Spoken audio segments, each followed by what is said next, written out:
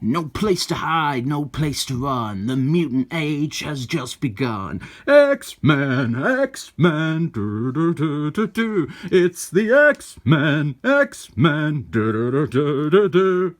That was the theme tune to the pilot for the cartoon that had the Australian version of Wolfman. It's got now on da-da-da-da-da-da-da, does it? I will say, it has Emma Frosty's in the opening sequence, so that is better, but she has weird energy harpoon powers. And the biggest problem is that she is not grinding her muff up against Cyclist's cock. So that is why I prefer da-da-da-da-da-da-da instead of that. This here is Excellent Men 247, Chapter 5 of Age of Egg. We are at the finish line, and for the final 2 issues, we have great covers by Michael Super Saiyan. This one is appropriate. It sums up what happens in this issue. Dr. X, he shatters the metaphorical mirrors, and all the characters are awoken to the true nature of this reality. We have all the main characters in the shards here, and Smurf, who is not in this story for a valid plot reason.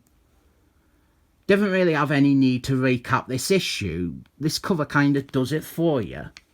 The credits are Michael Lucifer and Clayface on the artistry. Clayface, he doesn't do the art for the final part. That is a bit of an oddity. As the cover suggests, this issue is told from Dr. X's point of view.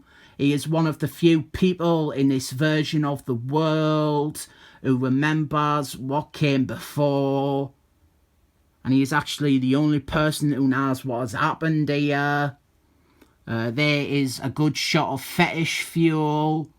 The main Excellent Men, they have cornered Dr. X and Buffy Pride and consider them terrorists and enemies of the state. But Dr. X, he is the one person who can clue everyone into what is going on, and he can awaken their memories of the real world.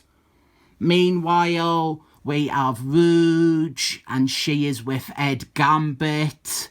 They went in search of answers themselves, and they found this weird little box that supposedly holds the rest of the world in it. All that exists right now is this little bubble that the Excellent Men are living in. And our bad guy is revealed, and it is boring Myra MacDonald. I wonder which of her wacky lives this one was. And here is our big memorable scene with Cyclist. Cannonballs, he is the leader of the Excellent Men in this version of things. He is filling Cyclist's position. But then Cyclist, his true personality starts to manifest, and his leadership comes to the surface, and he steals the team out from under Cannonballs. Poor Cannonballs, he's always having his teams stolen out from under him. So Cyclist, he leads all the muties in a quest to discover the truth about this Age of Egg world. Or maybe he really just wants to day out to get rid of his wife in this world. Now that he has realised in the real world he is with Emma Frosty's. So then we get to see Ed Gambit and Rouge. They fight against Boar and Myra. We get to see Ed Gambit use his powers, and they just assume that it is Boren Myra, but she is in control of this whole reality. Dr. X, he manages to talk the Excellent Men down by telling Dan Stevens that he is really his father, and in the real world, he wasn't a very good father, but he still loves him. And Dan Stevens, he remembers the real world. This story having a strong emphasis on this relationship, it is probably a big component in why I like it. I think the father-son relationship between Dr. X and Dan Stevens is so underexplored in the Excellent Men books. So, having convinced Dan Stevens that he is telling the truth, Dr. X, he then awakens every Excellent Man and lets them in on what has happened and what has caused this reality warp to happen. As revealed last issue, Dr. Death, the former Nazi supervillain who somehow erased his past as a Nazi supervillain and joined the Excellent Men.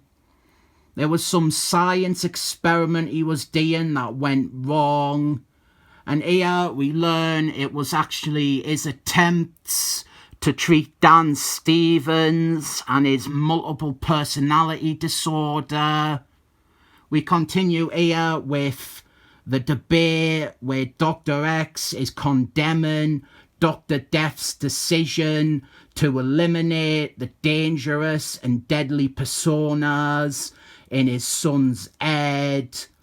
So then Dr. X, he gans into his son's mind space to see firsthand what Dr. Death's treatments have done and now how it's all organised and shit. And as if to justify Dr. Death's stance on deleting and erasing the evil personalities, Dr. X is attacked by one.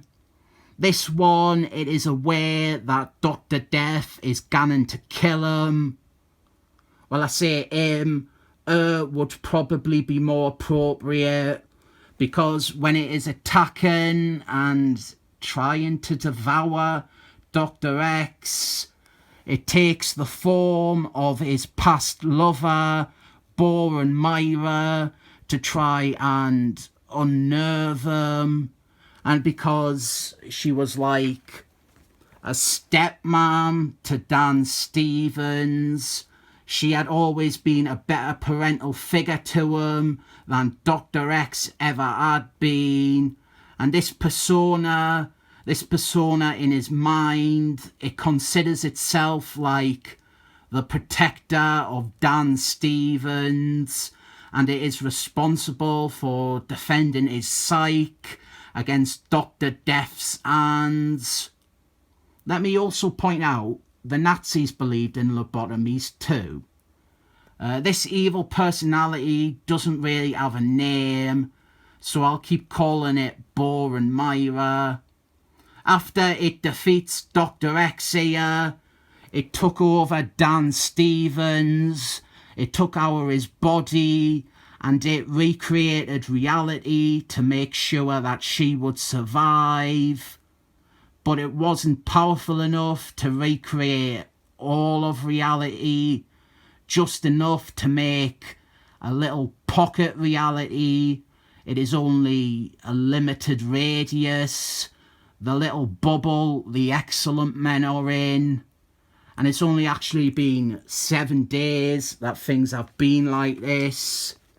But this new world, it was meant to be like a perfect world for Dan Stevens, so that the Boren Myra persona could live on inside his brain.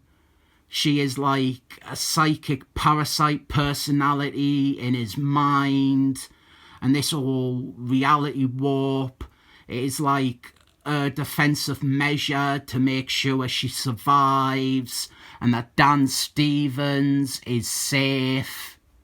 It is explained a lot better than I am doing here, but that is why Dan Stevens is like respected and treated like one of the best excellent men ever in this Age of Egg world. And Boren Myra, she gets fed up and she brings this fake world down on top of all the excellent men for ruining everything.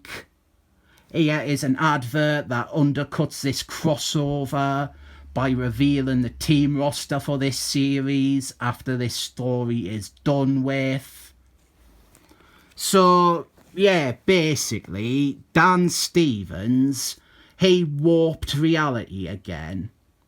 Age of Egg, it was actually celebrating Age of Armageddon's 15th anniversary.